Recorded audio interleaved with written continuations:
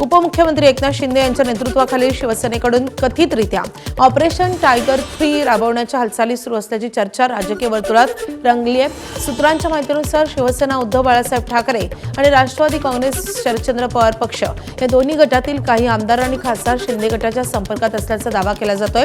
गेल्या काही दिवसांपासून या लोकप्रतिनिधींशी पडद्यामागे चर्चा सुरू असल्याची माहिती समोर येते।